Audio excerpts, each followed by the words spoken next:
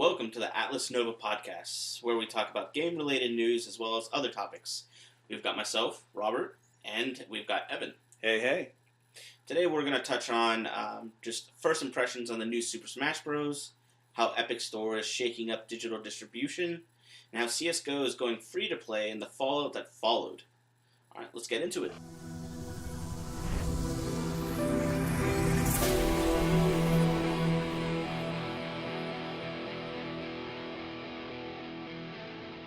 Alright, Evan, how about you start off? What do you think about Super Smash Bros.? Super Smash Bros. Ultimate came out the other day, and I gotta tell you, it's alright. It's pretty good. I've got to tell you, it's okay. Yeah, it's fun. Robert and I stayed up practically all night just playing it, trying to unlock characters, and also messing around in single-player mode. And what did you do? Yeah, I don't think I left until like 9 a.m. the next day. Yeah, we crushed it. But we didn't even unlock all the characters because we wasted too much time playing the single-player mode, but I kind of wanted to play it. Oh, yeah. So yeah, the thing is you can unlock the characters pretty quickly by doing quick play matches, right? Mm-hmm. So it's not a glitch, I guess it's just the way that the game works is you have to do like X amount of traveling for X amount of time.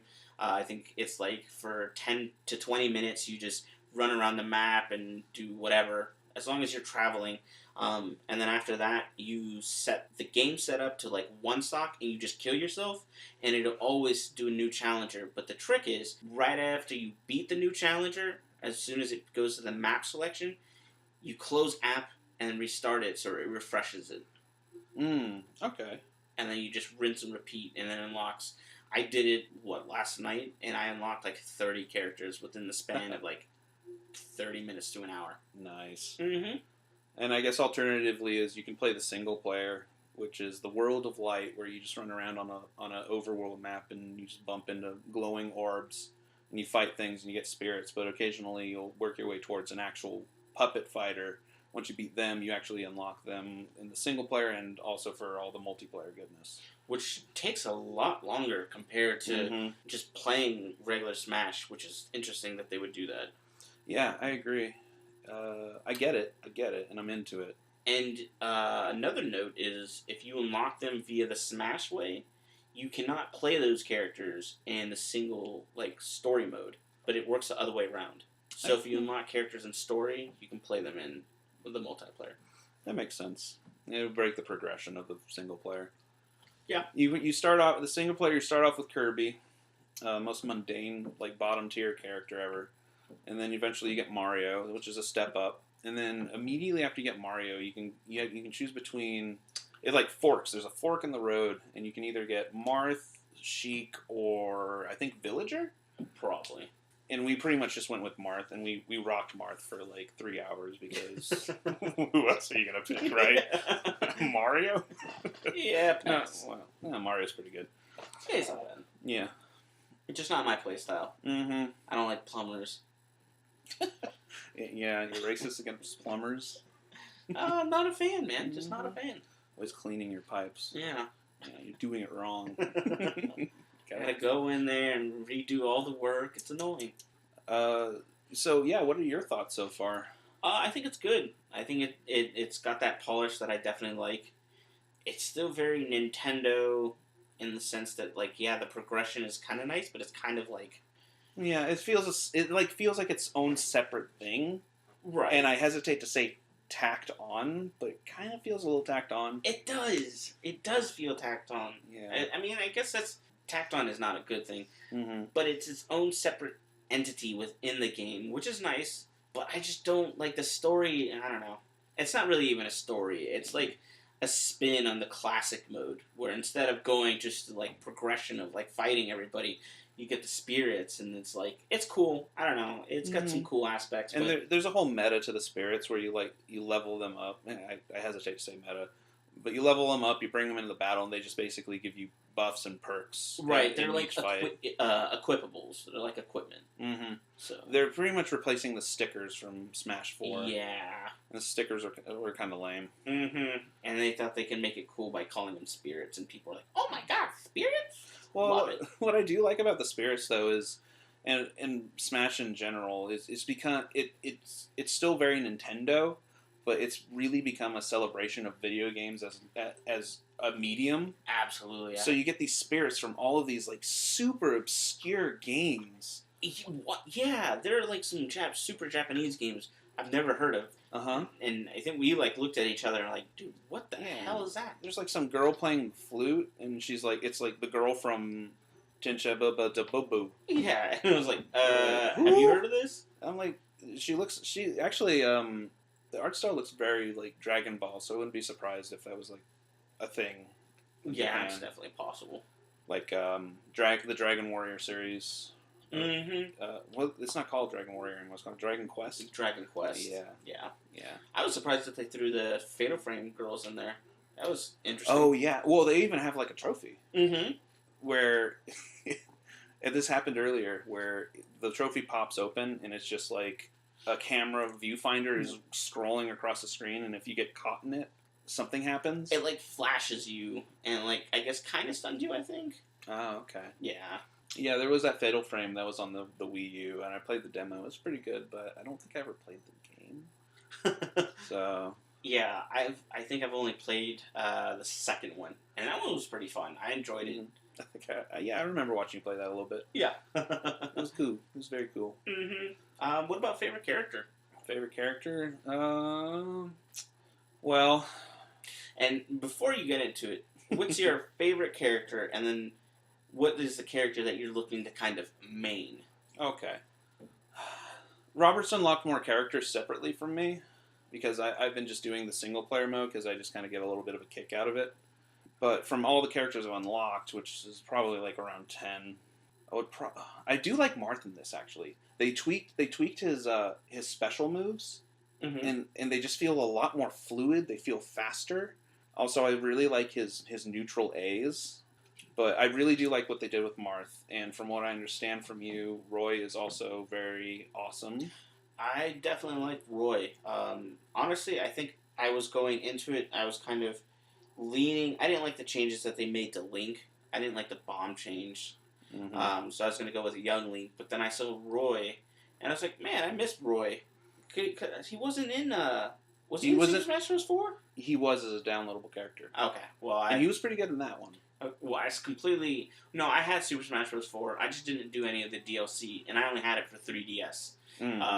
Brawl, I don't think he was there. No, he got next from Brawl. Yeah. So, I just remember playing him from the older games, and I was like, I was never a huge fan, but I definitely liked his character. I liked the Fire Emblem character. So, when he was announced, I was like, dude, hell yeah. Well, I guess they're all announced. But yeah, I wanted to play him, and he's pretty strong. You know what? I'm dumb. I found out that if you just hit your melee or your standard attack and jump at the same time, it does a neutral air, like very close to the ground.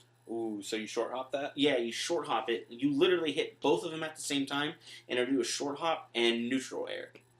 Sick. Yeah, sick. Yeah, so I was doing that because the level 9 NPCs, CPUs, are very cheesy. Oh, man.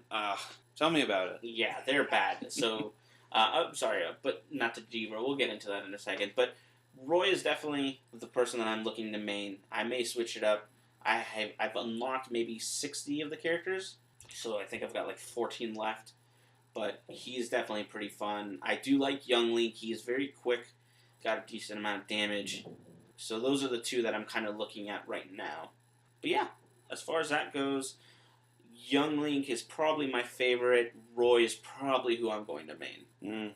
In the single player, I got to Simon Belmont, and I unlocked him. I want to unlock Richter first before I decide who I want to main. It's going to be either one of them because, it goes beyond just being a Castlevania fanboy. He's ridiculous. He is. He has a stupid range on him, and his recovery actually is not terrible. His neutral attack can save you from a pitfall. Right, yeah. I was going to say, so that neutral attack is good. His up B is good. He just doesn't have enough distance coverage. So he's not like Jigglypuff or something that can have like the multiple jumps or like kind of that floating mechanic. He's very like, if you're close enough, you could just neutral air it and you'll get right back. Yeah. Which I'm curious, does the up B distance and the neutral air, is that relatively the same? Like, same travel distance? Oh, you mean trying to save yourself with the whip? Uh-huh. Oh, the whip has way more distance. Yeah, Yeah. okay. I guess I should have guessed that, because It's almost like Luigi in that respect. Almost. Because Luigi, like, he has such a vertical up B that it has 0 recovery, but that charge thing that he does where he charges... Side B? Yeah, his missile attack is what you use mainly for recovery, so it's a little bit like that. Okay.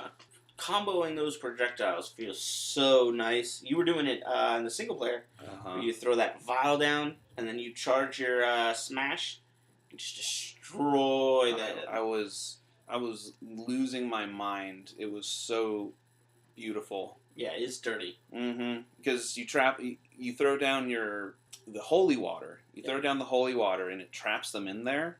And because his forward smash has such a ridiculous reach, and I guess the idea is kind of like Marth. If you hit him with the tip of your sword, if you hit him with the tip of the Morning Star whip, it does way more damage. So you just line that up, and clack them, send them flying. So is that all the Fire Emblem characters, or is that just Marth? And I guess the inclusion of Simon and Richter. I think it's Marth, and I also think it's Lucina. I don't think Roy and Ike have the same thing. I think, actually, with Roy, you want to get more into the meat of the sword. Gotcha, okay. I might be completely off base there. A little bit closer to the shaft? Yeah, to the hilt. Yes, that's what I meant. Mm-hmm. So yeah, just been playing that, enjoying it, and working on getting those characters out. And maybe at some point, me and Robert I'm sure we'll get the online access. Yeah, I want to do that. I do. Maybe I'll do that tonight. The thought of having to give $20 to play online, to play a laggy mess, kind of infuriates me, because I know it is going to be laggy. I know that they have that extra little equipment that they've got where they're like, we've got a Ethernet adapter. Mm-hmm. Dude, not everybody's going to buy that. No. So yeah, you might not be lagging, but the person you're fighting is, well, sure as shit going to be lagging. 1 out of every 3 people you fight will, I promise you, be lagging. Definitely. I would imagine most casuals probably wouldn't bother with Exactly. So, I don't know. It's interesting. I want to do it. I admittedly skipped Super Smash Bros. 4's kind of online thing. I think I played a little bit of it, and it was riddled with just like, not lag switching, but you could tell, like, when you would hit someone, and then they would go flying, and then it would kind of like stop for a few seconds, and then they'd be on the ground, and you're just like, dude, this isn't fun. So no. And the thing about Smash 4 is, it had like, I don't even know how to describe it other than it had like a naughty list that if you were like a griefer, or if you would load into a match and not even touch the controller, or if you constantly suicided yourself, you would just get put in with like the short bus people. What is the benefit of killing yourself so quick? Why would you do that? Oh, if you know that you're going up against somebody and they're just wailing on you, and you're just like, just fuck this match, dude. I'm done with it. I don't want to give this guy any more pleasure. Huh.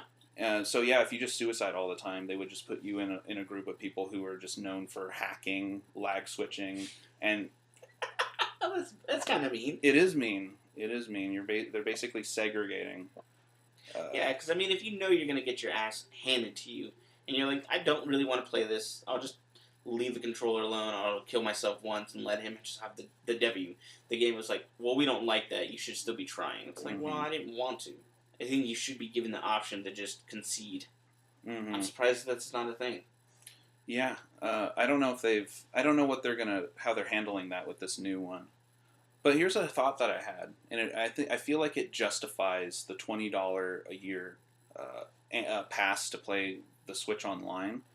Nintendo, I think last week, announced that they're getting rid of their partner program, where they were ripping off people who were trying to content creators. Yeah, they were ripping off content creators who were streaming and putting up YouTube videos of their first party properties, and I think the cut was.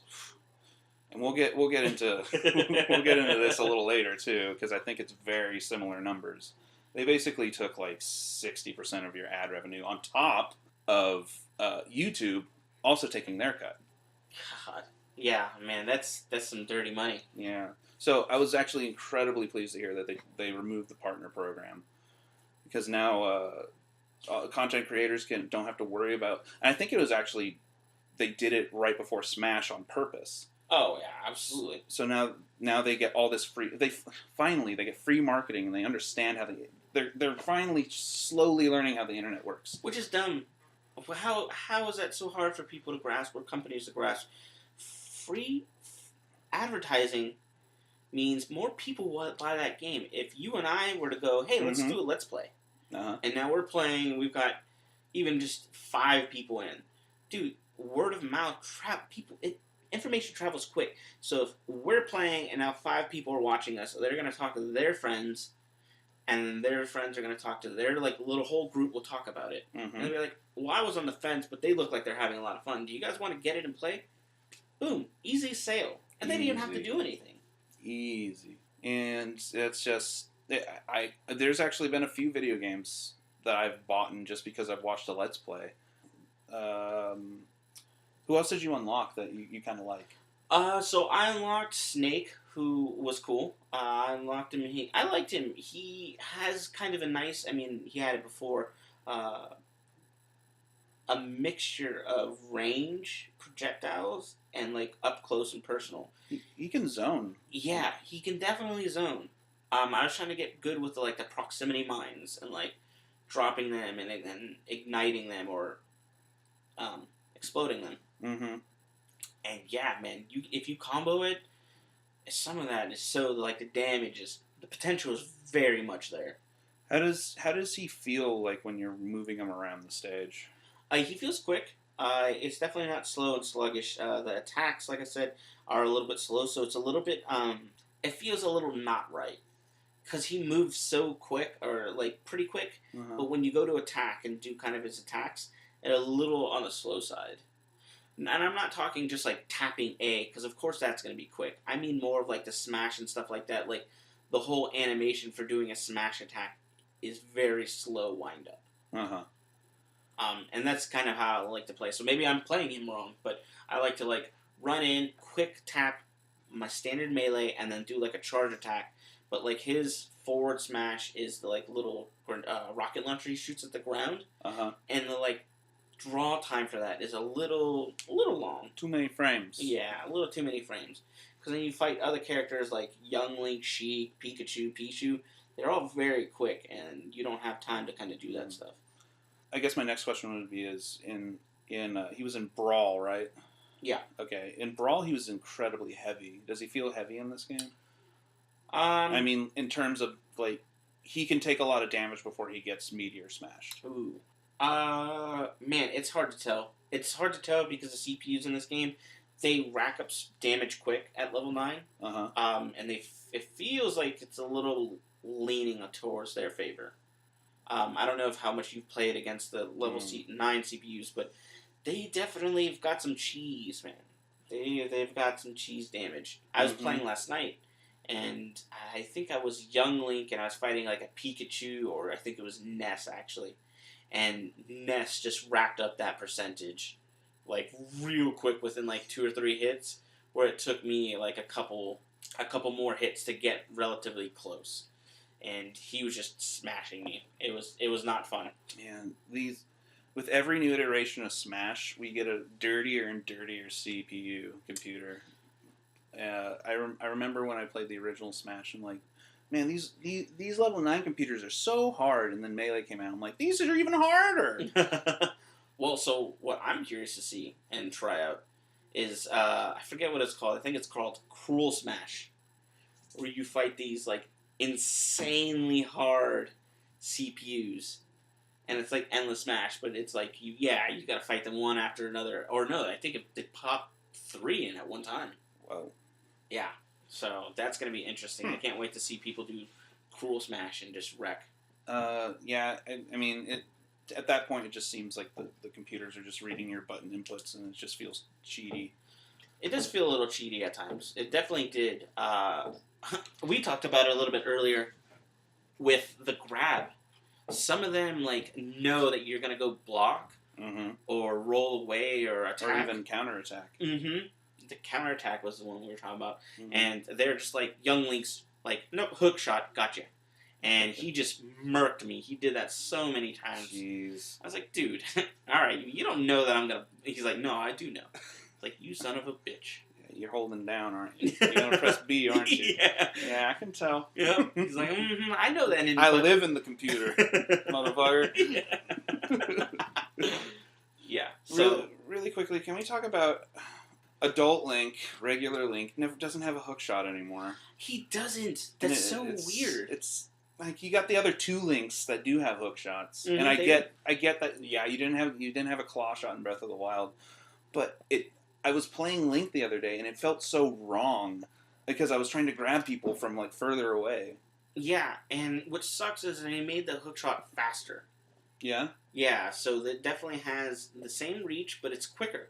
So I feel like if they would have just done that with Adult Link, dude, I would love his grab. His grab is quick, but obviously you have to be all up in their business to do it. Whereas the hook shot was like, gotcha. You didn't expect it. That sounds like they kind of went back to the first game had a really quick hook shot, but also the original hook shot in the original game. I don't think it had like if you whiff it, you get punishment frames. Is there punishment frames with Young Link? Yeah, there definitely is. Again, it's kind of hard to tell with the level 9 CPU because they're just all over you and know exactly what you're going to press in the next 10 seconds. But I definitely felt like I was punished for missing some of them. But I feel like that was for some of the attacks. Like I think I want to say Young Link's like running smash it or running attack.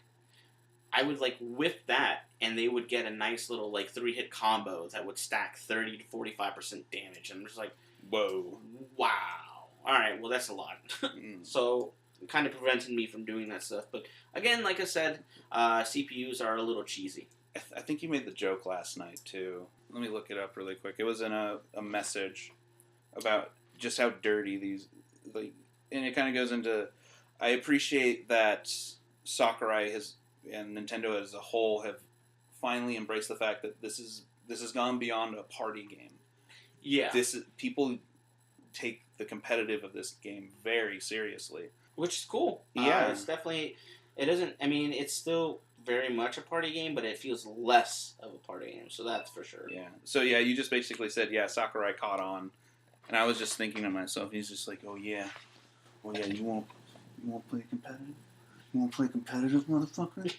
Oh, yeah. Oh, no. We're gonna kick this up to 11. You're like, no, I'm not ready. I'm not ready. You're like, Daddy, Sakurai, now!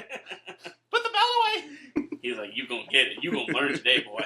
But yeah, absolutely. It feels like they've learned from previous games that... I think what it was is they were watching, like, pro players do their ledge kind of hogging and, like, the chasing... when people would fall off, because dude, they fucking do that so much in this. That blows my mind that they made the computer as ledge guard. Yeah, they ledge guard, and then they'll do the footstool thing. So if they see you coming back, they will go out of their way to jump off the ledge, footstool you, and get back on. Oh, that's mean. I'm trying to remember if they did that in 4. I think maybe they did that in 4, but... Okay. Yeah. Footstooling. A computer that footstools is right. You're trying to make, like, Cyber Hitler or something. So imagine them footstooling you, and imagine having to fight 3 at one time. Like, dude, come on. That's some brutal stuff. But I think all in all, we're very pleased. And like you said, the amount of polish that went into this game, I love it. Yeah, I think they did a pretty good job. I am not a fan of the whole pay for these extra characters, which we'll talk about now. But I mean, I get it. It's an easy way to get money, and it helps them create better content. And it's not that much. I think it's $25 for 5 fighters? Yep.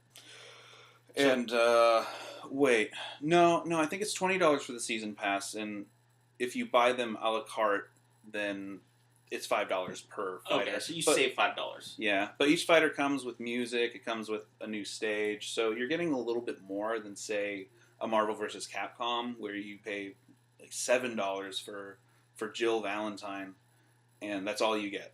Do you get any like special costumes, or is it like just the character? Nope. You maybe get like different swatches or shaders, but that's about it. Just the standard. Mm-hmm. Yeah, so that is cool. I appreciate that, and I guess I'm okay with it.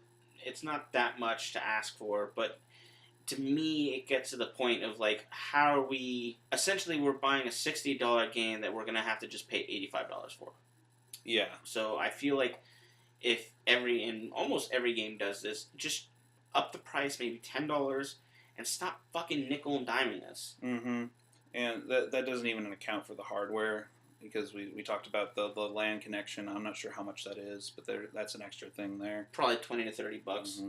But I don't want to get too negative, because I kind of want to gush about the Pro controller for a little bit. Okay. Yeah. No. Absolutely. Robert has a Pro Switch controller, and I've never played with one before, and it's got a good weight to it. The buttons feel good. The sticks feel great, especially after I was playing with the Joy-Cons. After I heard they suck. It's not very good. I'm trying to do things, and it's like, nope, I'm going to do something different. I'm like, no, don't do that. But the thing that probably impressed me the most was after spending all night playing this game, practically entirely on the Pro controller. We played at least 10 hours. At least 10 hours of gameplay straight, with a few breaks. You gotta get some pizza breaks in there. You know what I'm saying? Hell yeah! But we're just out of curiosity. Robert's just like, oh, I wonder how much charge I have left, and it was full. Yeah. And we're like, okay, well, how long does this battery last? And we looked it up. The battery lasts 40 to 50 hours. Dude, that is amazing. That is insane. I've never invested in a Pro controller before, or like for any console, mm-hmm. but just basing it off of the time I've spent playing with like a PS4 controller, that thing can't even touch its battery life. Dude, the PS4 controller, I'm trying to think like a decently long session of like 3, maybe 4 hours. Your controller's like, hey, I'm dead. Yeah. The Pro controller is like, nah, I'm like 95%, man. You just keep going, man. It's been 10 hours. Just keep going. It's like one of those marathon runners. He's like jogging in place, checking his pulse with his watch, with his fingers on his neck. He's like, yeah, I got another 10K in me. I've got 21 miles in me. I'm good. Dude, it's the Saitama of controllers, dude. Do you think it's because it doesn't have all the stupid LEDs on it? Yeah, I think it is. Because the LEDs probably suck out a little battery juice. It would be nice if you could just turn them off. Maybe you can dim them. You can dim them, but I don't remember if you can completely turn them off. Right. I haven't touched PS4 since Red Dead Redemption 2. I know it's not that long ago, but I just... Right. Switch came out, or the Super Smash Bros. I've been playing Destiny, Black Armory. PS4 is just kind of chilling there, and I've got a smart TV, so I don't need the PS4 for Netflix anymore. There you go. So it literally is just chilling. Yeah. Just chillaxing. Yeah. But yeah, so the Pro Controller is very much awesome. Have you considered getting one? Yes. The holidays are coming up. I'm just going to ask for one for Christmas from somebody. So that's Smash Brothers. What else are we going to talk about here? The next thing we've got on the docket is Epic Store, or whatever it's called. They are taking upon themselves to hop into the digital distribution of games. Which, you know what, I honestly kind of bristled at. Oh, yeah? Yeah, because, well, one, I'm sorry, Fortnite is just killing the game community in terms of quality, I guess. I like Battle Royale games, I just don't think that... You're right, I don't. Not at all. I'm cool, if you guys are like, hey, let's play it, I'm gonna be like, fuck this. But I'll play it, and I'll try to have fun with you guys. They're either really boring, or they're really fun, but they're fun for, 5 minutes, and then you die, and then you're like, well, this was fun, let's start another one, and then the rest of your team is like, well, we're still alive. So then you're sitting there watching them go, and you're like, well, this isn't very fun. Mm-hmm. Yeah, you either play with people, which is probably the most fun way to play these games, and like you said, you die, you're just kind of stuck waiting around. Maybe I don't know, maybe you can bust out your 3DS, but then the alternative is playing by yourself, and I mean, yeah, it's always more fun with friends. Yeah, I was just saying the playing by yourself thing is kind of fun when you can like, well, not when you can, but when you run into people who are just being kind of like goofballs, Yeah. because then it kind of spices it up when they're like, take your pants off, and you're like, what? And they're like, take your pants off and I'll let you live, and you're like, oh dear God. That only happens in Donkey videos. Now give me your other pants. I said your other pants. I don't have any more pants. Sorry, Donkey, we love you. Don't hate us. Yeah. But yeah, so I don't know. Battle Royale games, okay. I just don't think that we need a Call of Duty version, a Battlefield version, the Fortnite, PUBG, and then we had like Rust, DayZ, and other stuff. And I know people are like, well, it's not really, dude. It's pretty similar in vein. Like, let's not split hairs here. That shit is all the same. Do we really need 5 different ones? Do we really need like 6 different FPSs? No. I think like 1 or 2, and that's why we have Call of Duty and Modern Warfare, or Call of Duty and Battlefield. We've got kind of your quick, just hop in and out Call of Duty FPS, and then you've got your little bit more long drawn, large Battlefield, which they kind of, yeah. And that's really I think the reason why we're so bristly about Battle Royale is it's not so much about the game mode, at least from my standpoint. It's the fact that it became such a huge thing that it actively affected the release of Call of Duty, Battlefield. They cut the story from the game because they're just like, focus all our efforts on having something that can contend with this monster of a game, Fortnite. Yeah. Which I think is, I mean, obviously they're trying to make money, but it's a little too trendy. Yeah. These games, I give it another couple years, tops. It's going to die out, and I don't think we'll see it in the next game. If anything, it's not going to be such a focal point. Yeah. I don't think Fortnite is going anywhere. It's too big. Really? It's the CS of shooters. Not that anybody was ever like, oh, CS is a flash in the pan. And that's one of the things with Epic and their new launcher is they want to.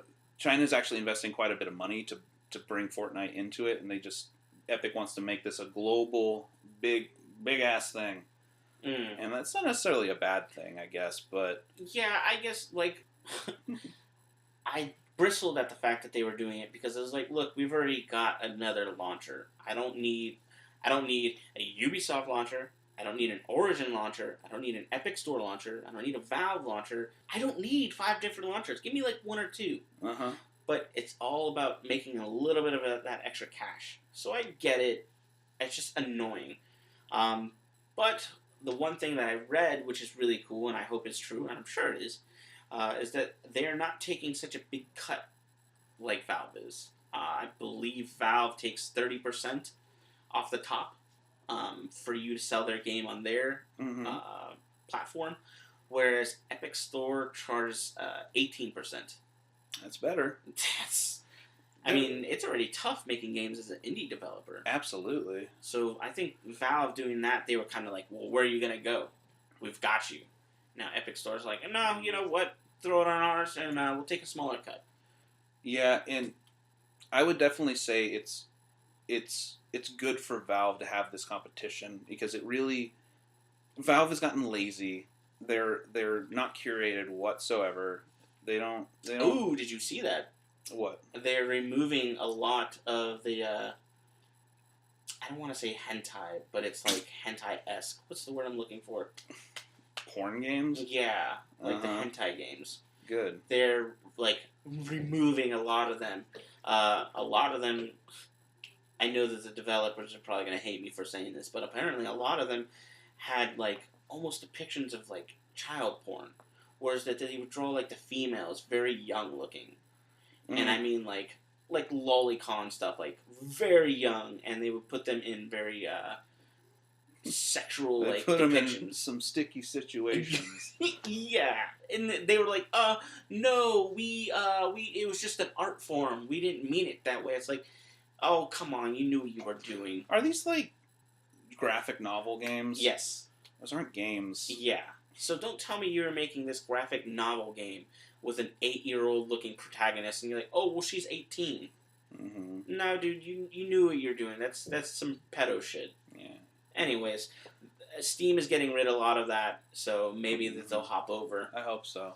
and go to Epic stores. Well, I hope they. The point of the story is it's good to have the competition because Valve has become complacent and they practically have a monopoly on this. Right. Because of all the aforementioned launchers and just not being able to compete because they're terrible in one aspect or another. Well, that and it's because they're specifically for their games, whereas Epic That's Store is true. for indie games. Yeah. I don't like what they're doing with timed exclusives, though. That was weird. What's that about? So Epic Store is having certain indie games that will be timed exclusives, where it's only available on their store, at their store. And then there, I think, is one game that's already like, no, we're never going to Steam or Valve. You can only get the game here, which again kind of leads you into the whole like, God, I just want one launcher. I also heard they're going to be releasing a bunch of free games every month. Who is?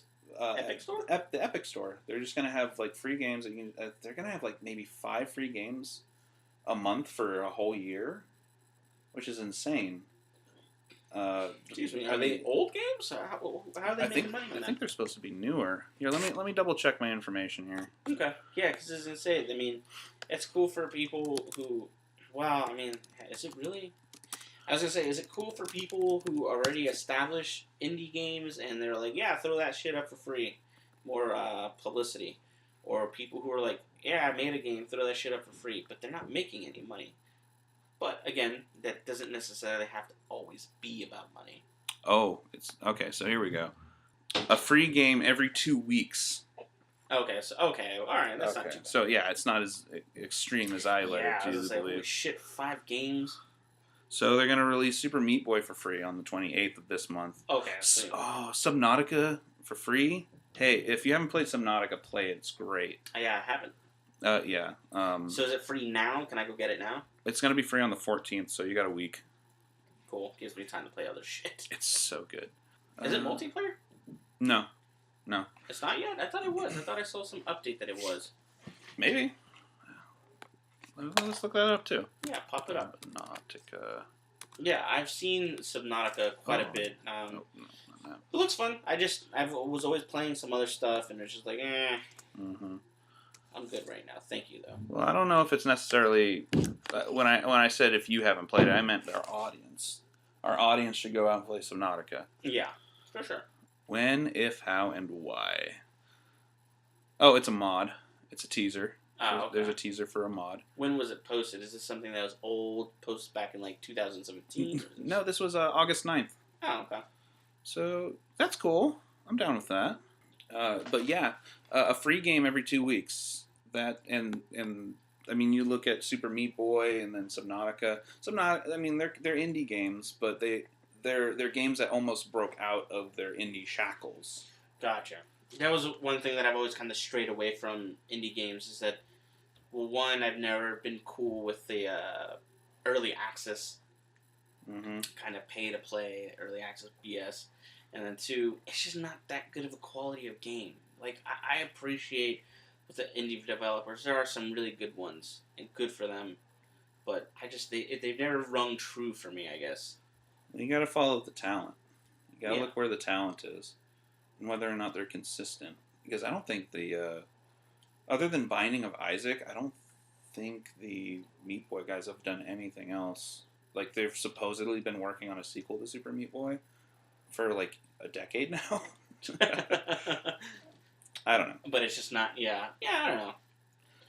But I like Super Meat Boy. That was great. I love the music from that game. Well, I can guarantee you that the version you're going to get is probably going to have the terrible music in it. What do you mean terrible music? Well, they had a falling out with Danny B, the original composer, because of Gamergate. Danny B decided to side with the feminists. I mean, his music is so good, I can look past that. Whatever. Sure. But the other team is just like, no, you're wrong. You're wrong. He's like, well, if you think I'm wrong, he basically pulled a chef. He's like, you're gonna make fun of my religion. You're gonna make fun of my Gamergate. Well, I'm not gonna. I own all the rights to my music. I don't want you releasing any more versions with my music in it. Wow. So that's an asshole thing to do. So the PlayStation 4 version of Super Meat Boy has fresh music in it, and no offense to the composer, he really had some huge shoes to fill. It's not nearly as good as Danny B's music. So does that mean, because I have it on the PC... And the same goes for Binding of Isaac. Mm-hmm. They replaced his music in that too. So I have it on PC, and I bought it a long time ago. You have the right music. Okay. Yeah. I'm curious. I want to listen to the differences now. Mm-hmm. Yeah. Go check it out. Yeah, isn't it? Yeah, that's interesting. Politics in video games is never fun. We need to just separate it. Like, it's cool to have like an open dialogue with that stuff, but we need to get to the point where, like, dude, it's just games, man. Yeah. Just have fun. You don't need to bring all that stuff in it. Leave your ideals at the door. Mm-hmm. Yeah, I mean that's the same thing with work.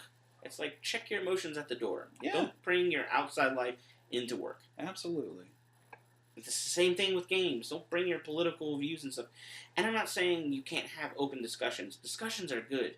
But when it's molding things for the worse, and it's kind of creating these divisive camps, then it's just not working. Stop it. Yeah, okay. Well, speaking of launchers in Steam, CSGO is actually getting review bombed after going free. What? Yeah. Apparently, it went free not too long ago, within like a couple days of recording this podcast. And they added a Battle Royale mode. I just read it today, and it definitely made me do that stupid like head tilt where you're like, really? And yeah, they put it in, and it's getting review bombed. I think a lot of the reviews were mentioning hackers. Apparently, hackers are a real thing. Like, more so than they used to be. Evan's got it up. Let's see if he can find it. Yeah, I pulled up the Steam review store for Counter-Strike Global Offensive, and it's still mostly positive reviews, mainly because this game's been out here for forever. And well, what are the recent ones? Yeah, the most recent. You can even see the dip. There's a dip on December 6th. Is it 14? Oh, December 6th, okay. Yeah. This one guy says, normally would suggest this game to people, but since it went free to play, made more hackers join the game, as well as the Prime system has been completely thrown out the window, ruining the game for everybody. I don't know what the Prime system is. I like Counter-Strike, but I never really got into CSGO so much. I'm more of like a classic guy. Mm-hmm. These review bombs are probably a mixture of both things that they did. Making it free to play, and because nobody was asking for a Battle Royale mode in Counter-Strike. I mean, we kind of discussed it a little earlier. I feel like Counter-Strike is kind of like that old dog. Yeah. You know what I mean? You can't teach an old dog new tricks in this specific instance, where the dog is just chilling there, and he's just like, look, man, I've done good stuff. I'm old, but everybody loves me. And Valve was like, hey, let's put some, like, YOLO swag on the dog. And the dog just looks stupid. That's what they did. Mm-hmm. And it's obviously not being received well at all. It's like putting a goofy hat on a bloodhound. it doesn't work. Like a new age goofy hat with a grill and, like, face tattoos, and he's a mumble rapper. It's bad. Don't do that. And they did it. And, well... 14,000 negative reviews poured in the day. Well, let's just be clear here. Review bombing is not new to Steam by any stretch of the imagination. Absolutely. People get uppity on Steam, and because practically anybody, especially if it's free, can review anything, and everybody's a critic. Yeah, and I kind of hate to use this argument because I think it's kind of not a fair argument. But it's because people are passionate about the game. They don't want it to change. They've had they've had the same meatloaf for years, and now you're throwing like some weird mixture in your meatloaf, and you're like, what? This ain't the meatloaf I like. You and putting like, mayonnaise in the meatloaf? yeah. I taste mayonnaise in this meatloaf. Yeah, exactly. So it's like they do ketchup normally, and you're like, oh, perfect meatloaf. And then they're like, what do you think about it now? We added something a little different. You're like, is this fucking mayo? And they're like, you noticed? And it's like, yeah, of course I noticed. Yeah. So I get it. So this is actually because they all have to put their own like twists on the battle royale and give it like their own name. Sure. They're calling it the Danger Zone. The Danger Zone. Wow. That's funny. That's so funny. Yeah. See, I don't know, man. I mean, what do you think? Because I have to of battle royale. Yeah, I have to. I've played a few battle royales. For the record, my favorite battle royale is Totally Accurate Battle Simulator because it is so tongue in cheek that I can appreciate it. It's almost mocking the genre. Yeah. I have to see what this one's like.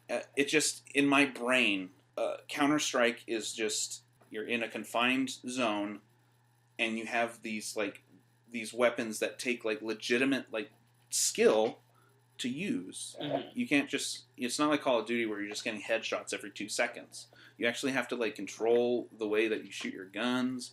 Every gun has different fall off. Like if you're using an AK, you aim for like the chest, but if you're using an M4, you have to aim for the head. And so I'm interested to see, like, are they adding new guns? Are they adding buffs and perks? Are they going that route? I don't know. I honestly. Is there gameplay footage? As I saw that stuff, I was just like, nah, I'm out. I gotta look up gameplay footage now. CS:GO, Danger Zone. Danger Zone tips. Is it already out? It probably is. It probably got released with being free. Borked on Intel. Goes free, adds Battle Royale mode. Gameplay. Because if it adds it, I would assume it'd be out now. 8 minutes of gameplay. Okay, there's the helicopter. I wonder how big the map is. I just want to... okay. Yeah, it looks like a Battle Royale. Oh, whoa. He's got like a tablet now? So he's got a tablet, and what is he in? I hate stutter stepping. I hate that so much. You can't stand still in these. Yeah, there's a hammer now? There's turrets now? This isn't Counter-Strike. This is Team Fortress. Why not put this in Team Fortress Classic? Or not even Team Fortress Classic, Team Fortress 2. Team Fortress 2 would have made a lot more sense. Yeah. Well, yeah. As I say, Team Fortress 2 has classes and stuff like that. But, I mean, they did... Here you go, dum-dum. We just watched an Amazon drone drop off a bunch of suitcases full of stuff to the player. So he pulled up his tablet and he got a lot of goodies. Oh, man. Like, I'm getting frustrated, but I probably will go home and play this just to try it out. Well, I mean, that's good on you, but I'm not. Yeah, I just love Counter-Strike. I know. Which is weird that you're down to, like, just be like, oh, well, they made a Battle Royale. It's Counter-Strike, so I'll play. Because I feel like they're kind of, like, ruining the good name. Whoa. I don't know. He just picked up an SD card. What is this madness? Well, see, one of the reasons I like Counter-Strike is because it's so cut and dry. You know what your objectives are. You know that you're either a counter-terrorist or you're a terrorist. And you know you're either planting a bomb or you're saving or protecting hostages. Mm-hmm. And this is just so different. Well, this would be cut and dry by that standard, wouldn't it? You're against everybody else, and you got to get to a certain area. No, but they're adding adding these weird drone pickups. You've got like this tablet now. This guy keeps slapping the side of his M4. That's not M4. That's MP5. Does this guy die? I want to see this guy die really quick. Oh yeah, there you go. No, he won first place. Great. Good for you, bro. Man, that's interesting. That's very interesting. Yeah, I don't know. I don't know what to think of it. I don't want to be cynical, but I'm being cynical. I don't think there's anything wrong with it. As long as it's not like you're spreading like hate messages, then it's fine. I think if you're like, I don't like this, if you do, That's cool. I'm not going to support it. That's perfect. You don't have to say anything else. Right. I think if anything, I was just caught off guard.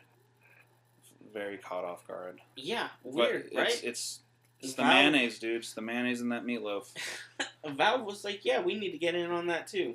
Because we're not making Half-Life 3, we're not making Portal 3, we're not making Left 4 Dead 3, we're not making Team Fortress 3. Mm-hmm. So let's do Battle Royale.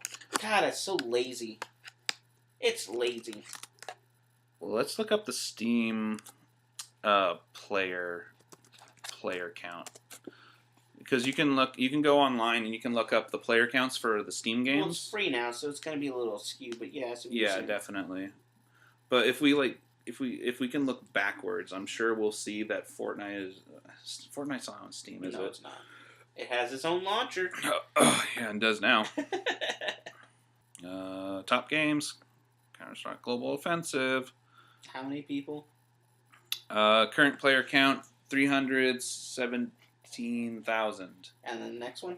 The next one's Dota 2, which is 3,013. Oh wow, Dota 2. 313,000. I'm sorry, I gotta read these right. And then right below that, we got number 3 is PlayerUnknown Battleground. The people. Got that PUBG. Yeah, they got that PUBG. That's 234,000 players. I'm surprised to see Rainbow Six Siege has got like 65,000 people playing it. Isn't that like a pretty popular game? Yeah, it is pretty popular. It's probably because there might be 2 versions. There's the Uplay and then there's the Steam version, maybe. Yeah, it's true. They split that up. Yeah. The heck is Path of Exile, and why did it get a huge bump here in the last couple days? Path of Exile is the Diablo action RPG. Oh. I'm sorry. It is a action RPG similar to the Diablo style. Gotcha. I wonder what they did, but they got a lot of new expansion. New expansion. Uh-huh. Oh, neat.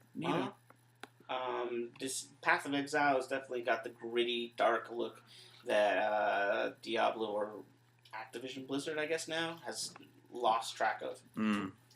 It's my understanding that with Diablo 4, they're insisting they're going back to that gritty, darker tone. Yeah, so that's the rumors and the speculation is that they had mentioned that it was quote unquote they're getting dark, gritty, and gross with it. Ew. So and man, I'm excited for that. Talk dirty to me, Blizzard. Yeah. We definitely need to go back to that. I'm sick of having World of Warcraft everything. World of Warcraft Overwatch, World of Warcraft Diablo, World of Warcraft StarCraft. It's enough. Stop it. Yeah. What if they came out with the World of Warcraft Battle Royale? Wait, no, I'm sorry. It's already called Fortnite. Yeah, that's already Fortnite. It looks like tissue paper. It does. Yeah, so Outer Worlds was announced at the Game Awards, and it is Obsidian. They're back at it. Ooh. Yeah. But now, who's Obsidian? What have they done? They did a little thing called Fallout. What? Fallout 3? I think they did the original one, and they also did New Vegas. Well, they did the first two. I'm being hyperbolic. They did the first two, and then they were working on a third one called Van Buren, which never got made, and ultimately we got Fallout 3, and then we got New Vegas, which everybody is in agreement is much, much better than Fallout 3. Yeah. Not saying Fallout 3 is terrible. I sunk in a lot of time in that game. Right. It's still good, but it's just a different caliber. Yeah. As a matter of fact, it pains me because sometimes I want to go back and play Fallout New Vegas because I didn't dump nearly as much time into it as I did Fallout 3, but I can't play Fallout New Vegas because my machine crashes. It makes the game crash, and there's people online who are like, well, you can get this mod, and I've tried the mod. The mod doesn't help me. I don't know what's going on. So when I was hearing about Outer World, I got a little excited. Yeah. So Obsidian is back at it. They're making I think people akin it to Firefly, Fallout, Borderlands, and I think kind of like a Bioshocky kind of feel. Maybe Prey as well. But yeah, space Fallout essentially is what it is. And they're going back to heavy dialogue, which obviously is what people are missing. Yeah. In a RPG Mm-hmm. Fallout 4. We want 76, I'm looking at you. choices. We want choices. Fallout 4. We Well- don't want a radiant wheel that's like, this is the happy answer, this is the mean answer, and I this was is to the say, I don't. we don't just want choices. We want a meaty choice. Yeah, we want actions. We want consequences from our choices. Yeah. Not. Not Yes. oh, I said No. this, so the thing I'm talking to is going to react differently for literally one line of dialogue. Yeah. Sarcastic response. Surprise response. Mm. Anyways. That's literally how it goes. Yeah. So I haven't watched. I watched the trailer. It looks very slapsticky. Yeah. I can see the comparison to Borderlands, definitely. Very tongue-in-cheek. Yes. So they've got that going. Game Informer put out a trailer or a gameplay just today, I want to say. Oh yeah. Okay. Yeah, so definitely check it out. Yeah, I'll watch that a little later. Mm-hmm. It's pretty good. Like I said, it's very old Fallout with, I don't know if slapstick is the right word, the term I'm looking for. You watch it and you tell me what you think. Mm-hmm. But yeah, it's good. It looks good. I like the dialogue choices. I like that it's not just a simple yes, no, sarcastic, and leave conversation. Like, it's got, like, lines and, like, different, like, you can have dumb responses and smart responses and stuff like that. They're bringing all that stuff back. They said that they are going to have, or they do have a VAT system. It's obviously not called VATs, but they have a system like that in place. Special system, like your stats.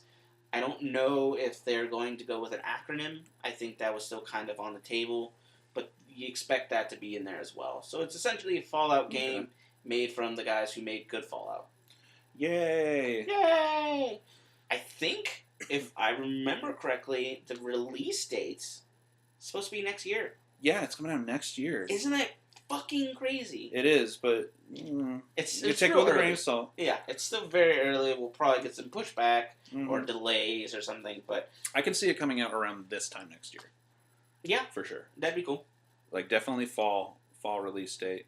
And I think one of the quotes that I heard from one of the developers, I'm so sorry, I don't know the name of the gentleman, Uh-huh.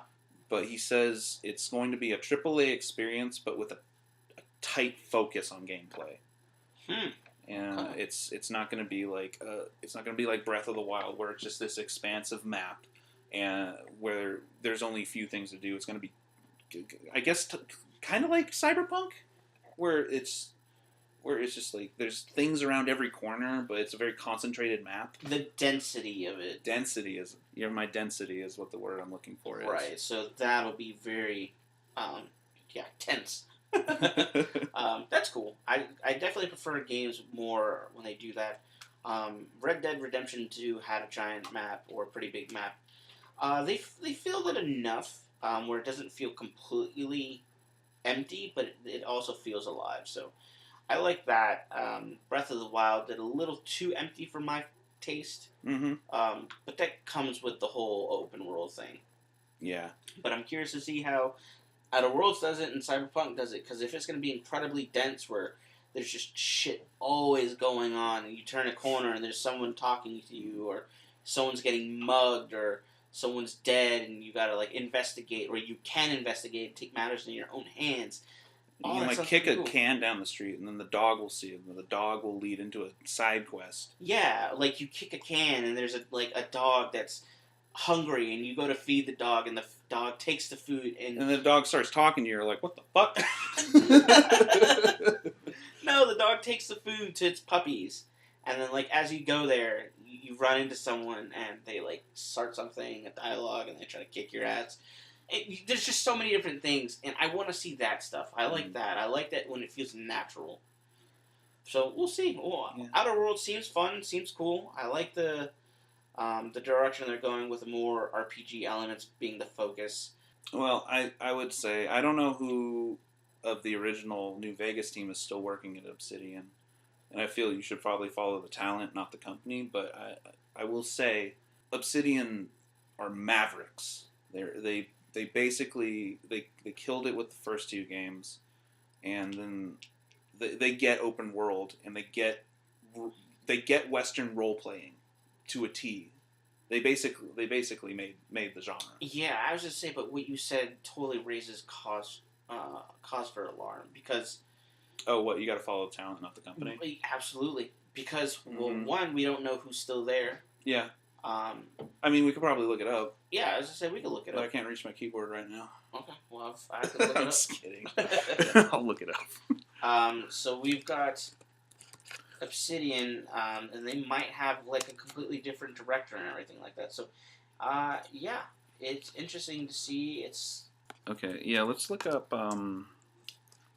Fallout New Vegas.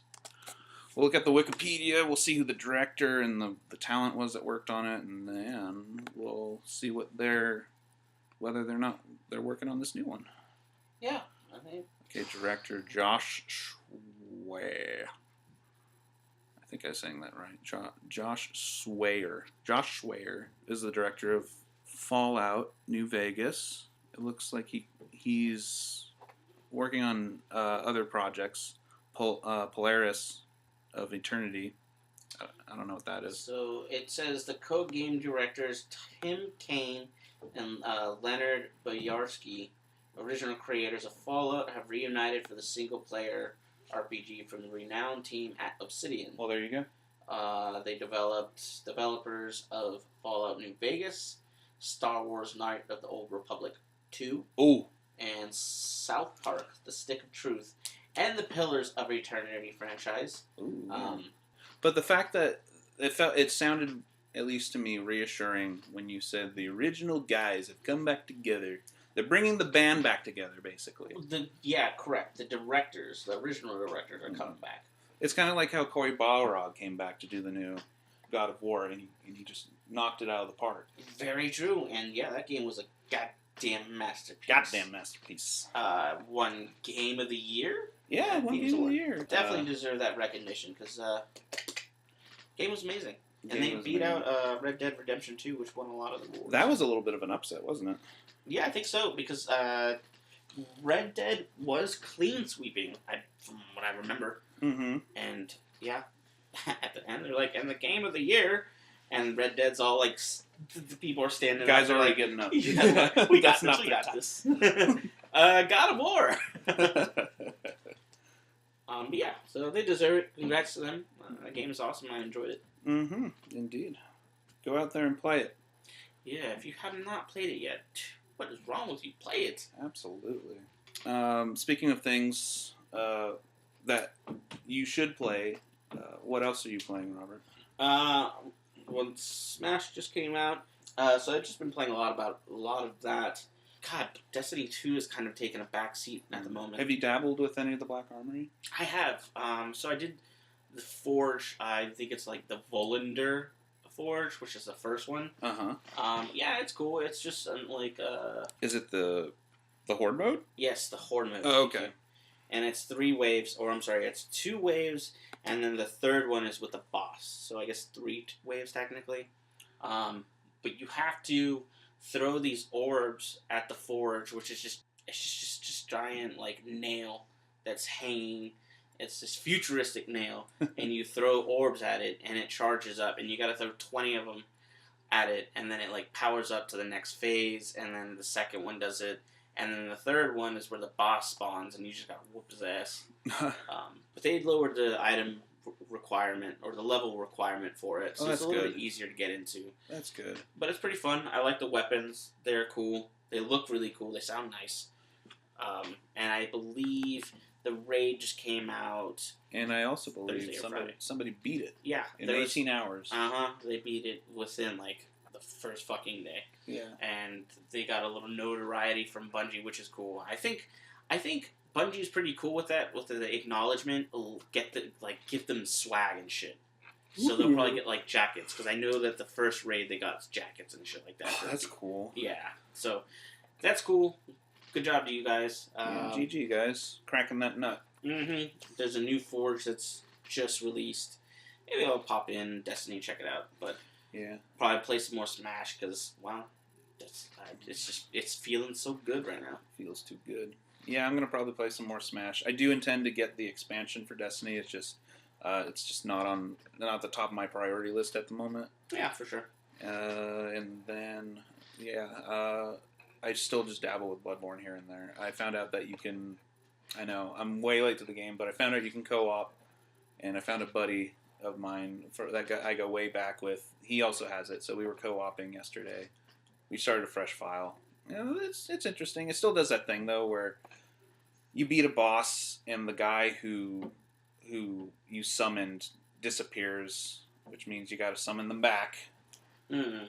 It's like having to reinvite a vampire back into your home every time just so he can play video games with you. Does it make the game too easy though? It makes it a little easier. Yeah. We fought Gascoigne, and yeah, we just we obliterated him. I'm not gonna mince words. It makes it a little easier. We decimated that guy. Obliterated him. So yeah, I'm just gonna play some more Smash tonight too because I'm way behind on collecting those characters. I got. It's a problem you want to have, I guess. Yeah, I'd say there's a. You want to have so much time on your hands that you're like, I gotta play this video game. Yeah, but it's pretty fun. Mm-hmm. Well, it seems to me like we've run out of things to talk about right now, so I think that wraps it up. Thank you for listening. Yeah, we really appreciated it. My name is Evan. And this is Robert. And we will see you next time. Bye-bye. See you later, guys.